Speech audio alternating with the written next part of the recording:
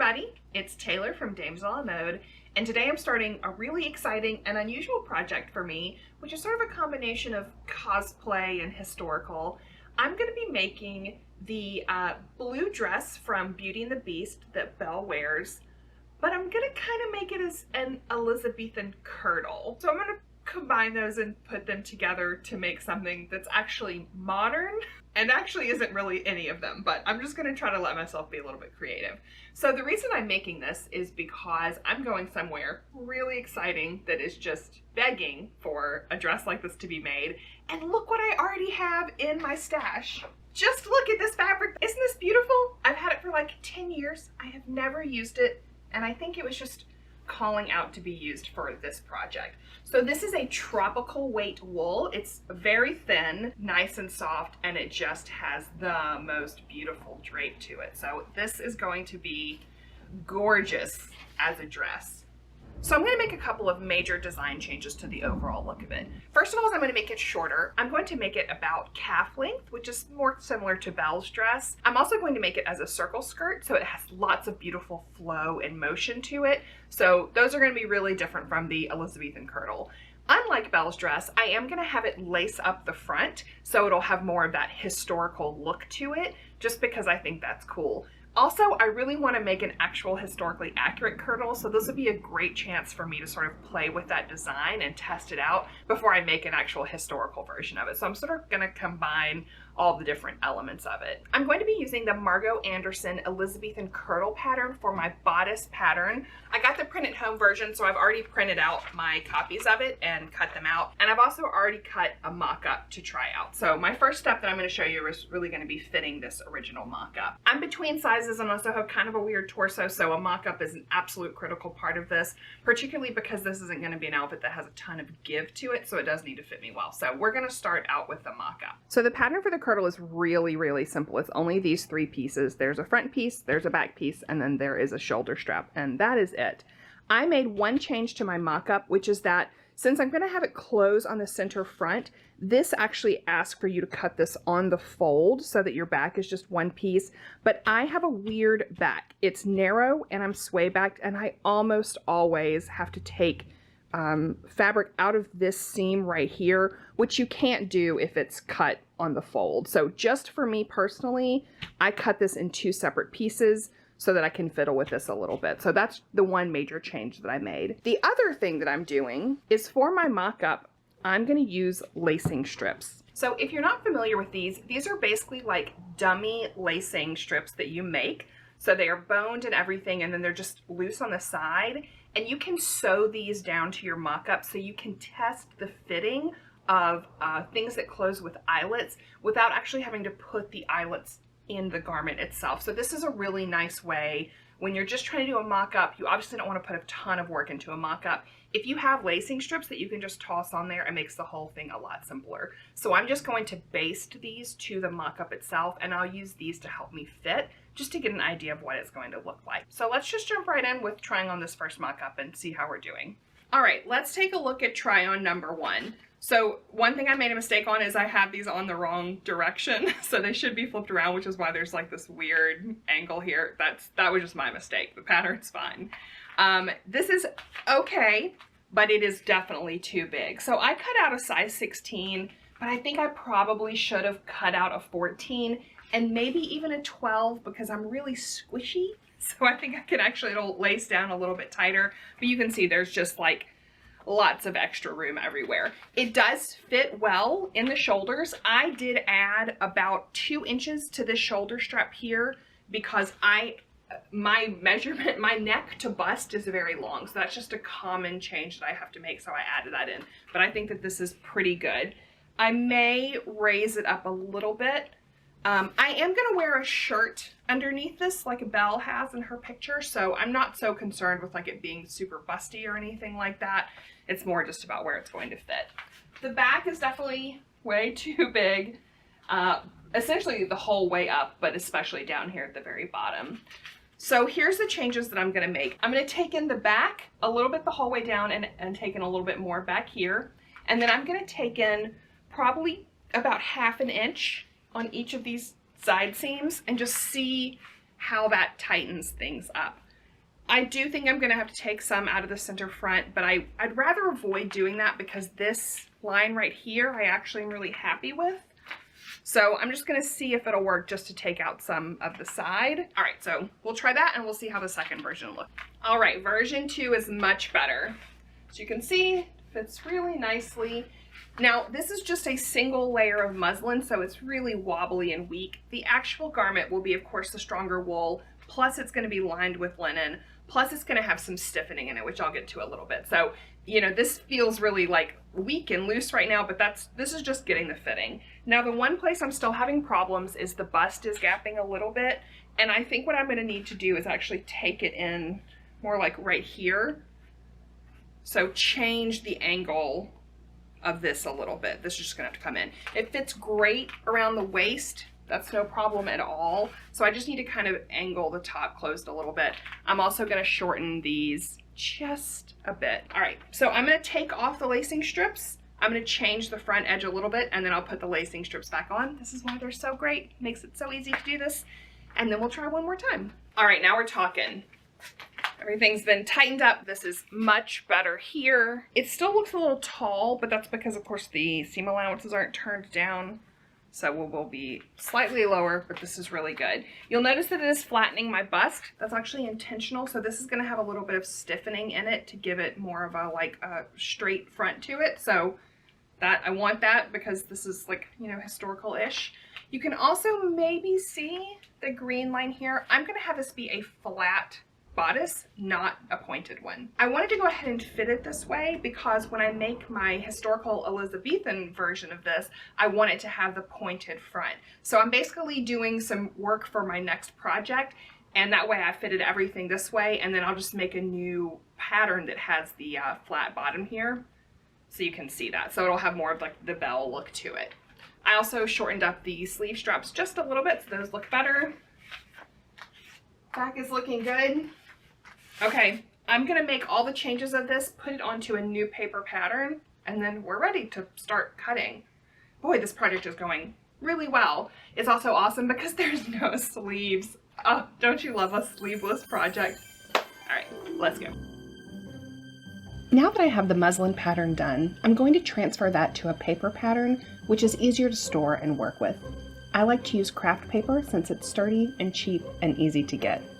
I'm transferring all of the pattern changes I made and any notes I need to remember, like marking the cutting line for this version versus the pointed bodice version. All right, I have my pattern pieces ready to go, so I'm gonna go ahead and start cutting out the fabric. I said before that I was gonna line this in linen, but I've actually changed my mind. I have these old cotton gingham curtains that are just, they're just scrap material that I have, but they've been washed a bunch and they're really soft, but it's also a nice lightweight yet has good body to it. So I think this is gonna make a really nice lining. Also, it's just pretty, so I think it'll look sort of cute. Yay for recycling. One thing that I'm gonna do that I don't have on the pattern is I'm gonna add about 1 inch of fabric here on this front edge because that's all going to fold back and it's going to provide a nice base for the eyelets that are going to go here.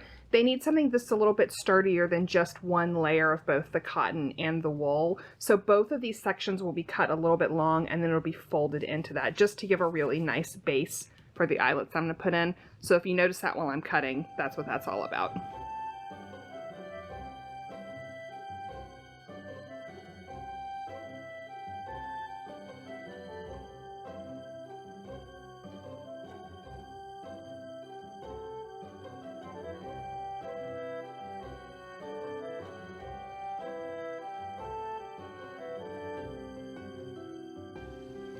Once the pieces are all cut out, I'm going to start assembling the bodice.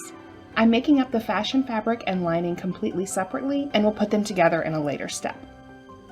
The back and side seams get sewn up first, and of course everything gets ironed.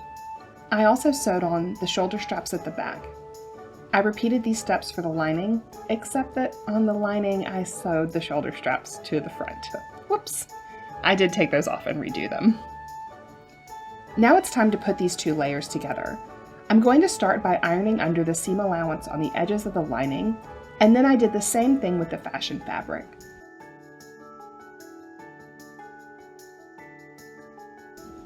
Now it's time to put them together. Placing them wrong sides together, I'm lining up the edges of both pieces so they match up. I want the blue wool layer to overhang the edges slightly so that the lining doesn't show from the right side. I find it's easiest to start at the center back seam and work your way outwards, which helps to keep everything even.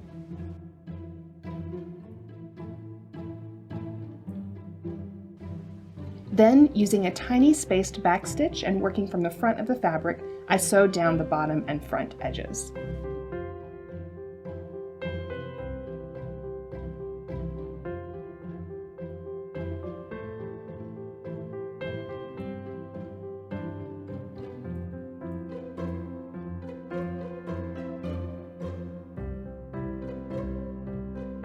Because this bodice will lace up the front, it needs a little bit of boning for extra stability. Using a scrap of synthetic whalebone, I marked the channel at the front and sewed that in. In retrospect, I should have done this with chalk and not pencil because it was annoying to erase this. Next up was time to make the eyelets. I love hand sewing eyelets and it's one of my favorite sewing tasks, but it is time consuming. The result is definitely worth it though.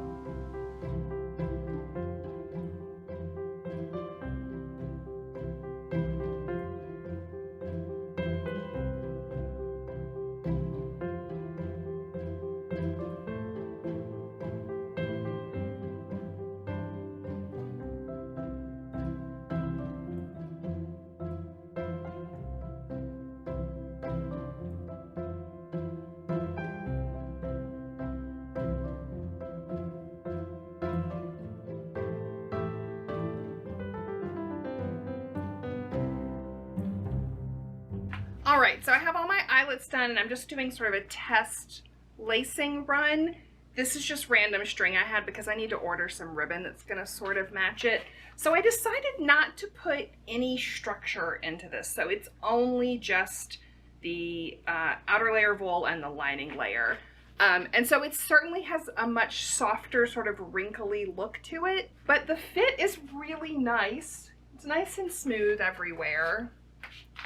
And I actually kind of think I like this better for the purposes of like regular use. It's just a lot more comfortable, obviously, because it's soft. I can wear this like sitting in a car and be perfectly fine with it. So it turned out well. And you can sort of imagine what it's going to look like with a big full matching skirt on it. All right, so all I need to do now is just attach these shoulder pieces here and then just hem all the edges around the underarm and the outside here, and basically finish this off, and then I can start on the skirt. It's too bad I don't have the shirt that I'm gonna be wearing under this ready. Kate from Willoughby and Rose is custom making me something to go under this, so I don't have that yet.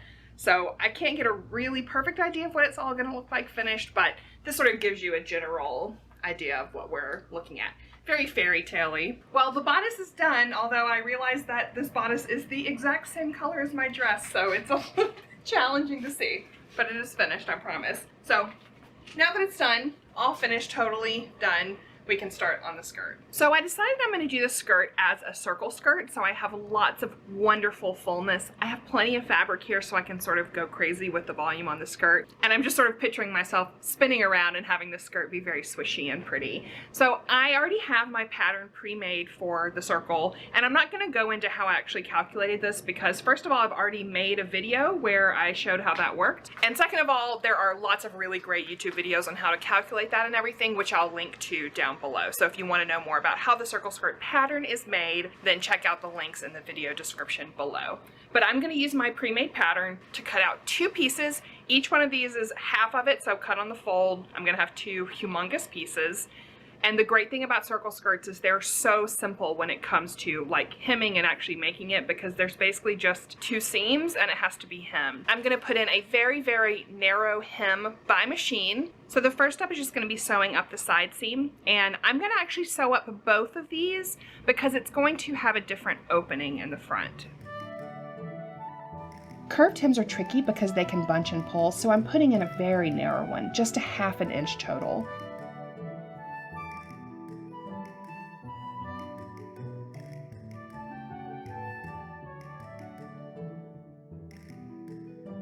It still puckers just a little bit, but more ironing will help that.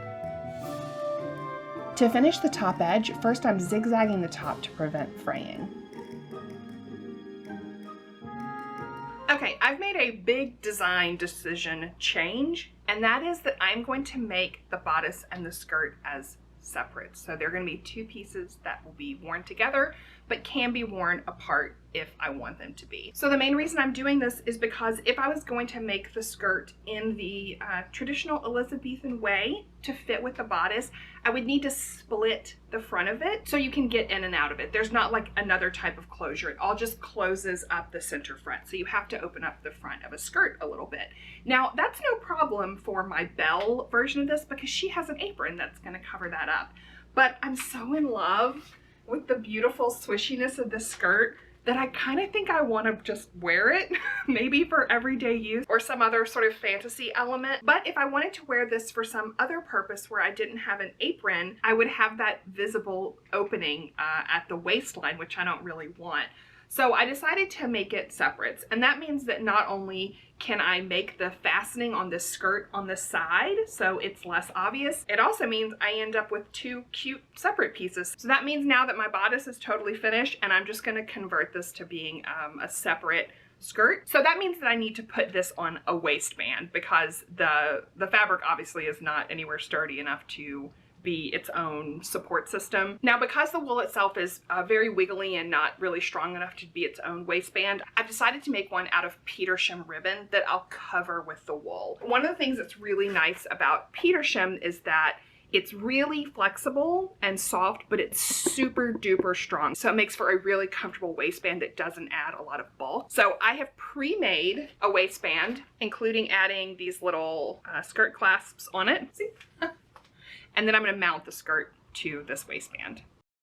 To finish the waist, I'm sewing down the Petersham ribbon along the top edge. Next, I cut a strip of wool fabric and am mounting it over the Petersham. I sewed this part down by machine and then finished the top of the waistband by hand. Finally, the last step to finish. I opened up the side seam and added snaps. Along with the skirt hook at the top, these just help to keep the side closed.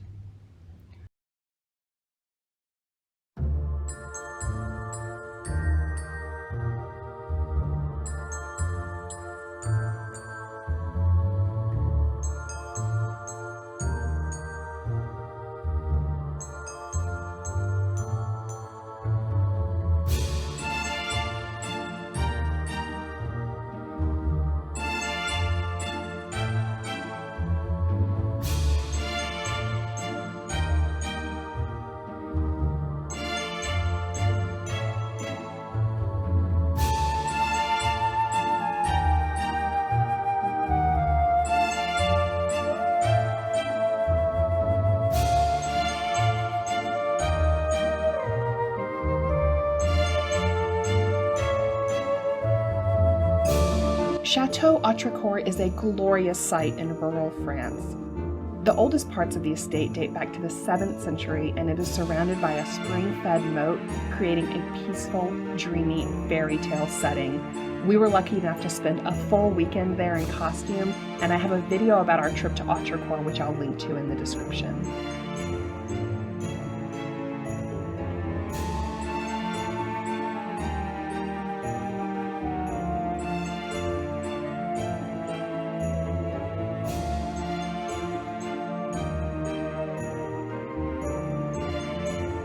Thanks so much for watching. I hope you have a great day.